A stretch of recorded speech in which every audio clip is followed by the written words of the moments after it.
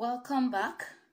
We're going to be showing you how to place your rhinestone on another kind of pattern or another pattern board. This is a different pattern board entirely. But tonight, we will not be filling out the entire 4 patterns. We'll just fill out a section of it because we are putting it on a t-shirt and we don't need the entire large piece. So we're just filling out the lower parts or the upper part. You can choose. In fact, if you have a pattern like this and you're working with smaller pieces of designs, you can choose to fill out only a section and take it out and use it for whatever you need it for. So just like the process we explained the first time, we have placed our pattern board here on the table. Here are our rhinestones. Our rhinestones are here, and then we pour it onto the board. Enough. Pour enough, as much as you have, because you eventually will then sweep it out and you'll be fine. So we'll just try to fill in all the spots on top of the rhinestone pattern board. We're filling it gradually in a circular motion. Preferably, you are likely to get better results doing it in the circular motion. You will fill more spaces at a time if you go in a circular motion. So we're doing this now, trying to fill everywhere. We're trying to fill everywhere up. We are done with this side. We need to move to the second side.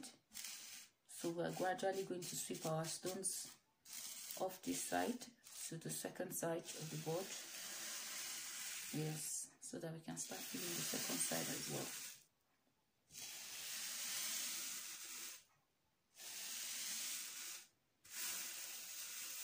And that's it. In a circular motion as usual. Go over it, ensuring that it fills in every possible spot. Yes, there are instances where it will jump some spaces, but we just want to ensure that it doesn't jump a lot of spaces so that we don't have too much work filling it up with our picker. We don't have too much work filling it up with our picker. So this is what we have right now. So I'm going to be sweeping the rest of the stones onto the table and back into the bowl. Gradually, lightly, very lightly. You don't want to do it in a rush, and you don't want to sweep too hard because it will now sweep off everything that you arranged initially. So you want to sweep it very lightly, very lightly. So in this case, I'm sweeping it off to the table first and then into the bowl next. Yes, sweeping it off to the table, sweeping off all the excess. Yes, and this is what we have right now up close. This is what we have. I'm sure you can see that it's filled in most of the spaces. We only have a few, very few empty spaces left, and those are the spaces we're going to be using our picker to fill up. We only have very few empty spaces left.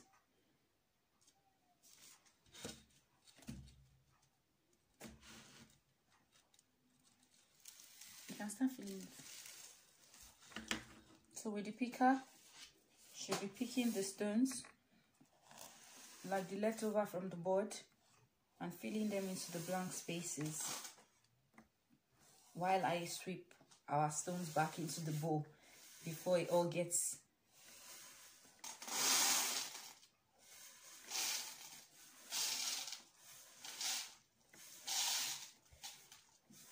Please note that this process works best with good quality stones. If you're trying to do it with not so good stones, it will take you much longer. I think these boards were actually built for very original rhinestones because I've tested it on other kind of stones. It works, not that it doesn't work, but it's not as quick.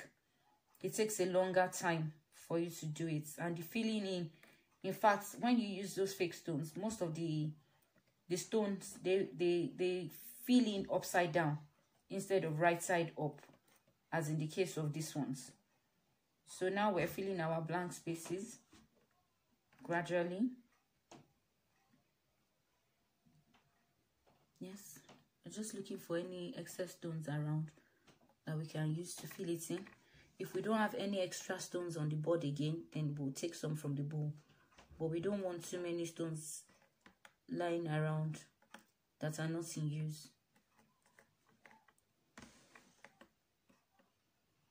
So we're just filling our blank spaces.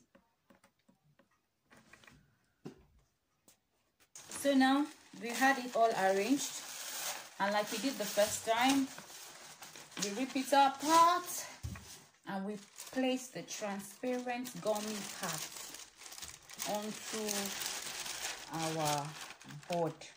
Don't forget, like I said, carefully.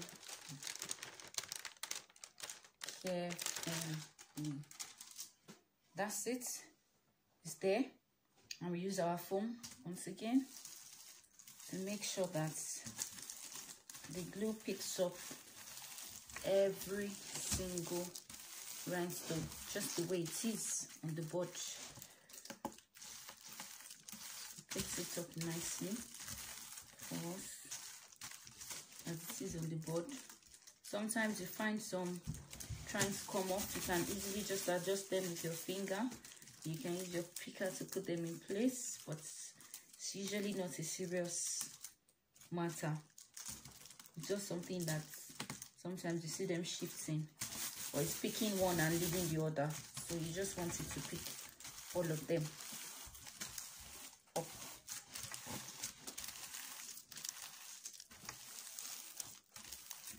And then we take off the film.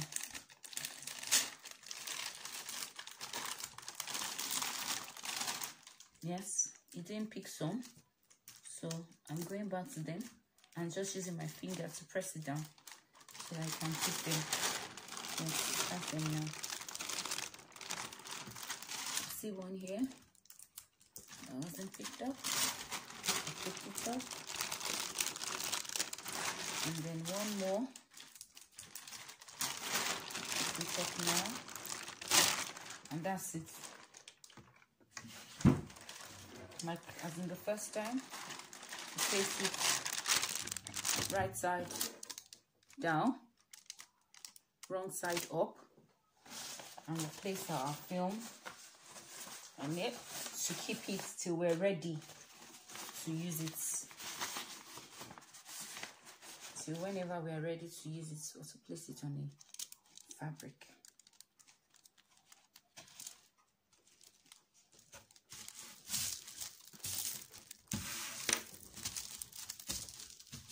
One more thing you should always ensure that you do is that when you are cutting your transfer film, make sure that it's bigger than your pattern so that the edges can seal up if you are not ready to use the stones immediately. So just, that's it. That's what we've done. It's all nice and beautiful, and we can place it now on the fabric of choice. Thank you for watching. Don't forget to recommend us. Don't forget to like, share, subscribe. Thank you.